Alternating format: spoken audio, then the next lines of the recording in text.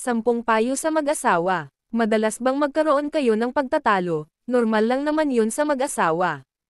Pero paano nga ba magiging maayos ang pagsasama kahit na dumating kayo sa maraming problema? Heto ang ilang tips para mapanatiling matatag ang inyong pagsasama bilang mag-asawa. Una, paggalit asawa mo wag mong sasabayan.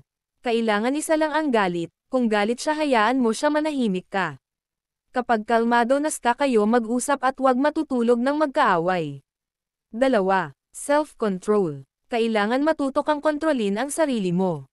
Hindi pwedeng paggalit ka mananakit ka, magsasalita ng masama o susugod ka. 3. Tanggapin mo kung ano ang asawa mo, pinili mo yan ginusto mo yan, kung anong pangit tanggapin mo, magtiis ka. 4.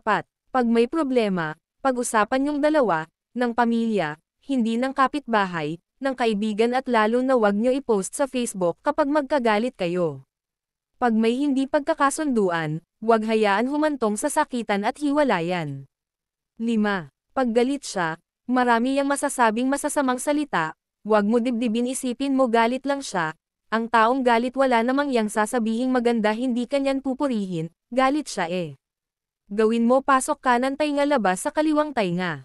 6. Laging yakapin ang asawa at mga anak, nakakaluwag daw yan ng dibdib nakakagamot ng sama ng loob, nakakaluwag ng problema. 7. Appreciate mo ang asawa mo, kung pogi, maganda siya sabihin mo ang pogi, ganda niya, ang bango niya, huwag mo pagdudahan na kaya siya nagpapapogi, nagpapaganda dahil sa iba, mas dapat ikaw ang unang maka-appreciate nun sa kanya. 8. Pinakamahalaga ang respect at tiwala kaysa sa love. Dapat yan ang kahit anong mangyari hindi mawawala sa dalawang nagmamahalan. 9. Maging kaibigan ang asawa. Masarap na ang asawa mo mismo ang kay-barkada mo. 10.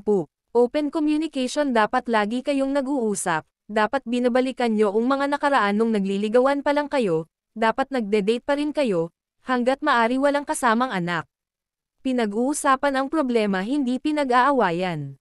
Always remember, a good husband makes a good wife.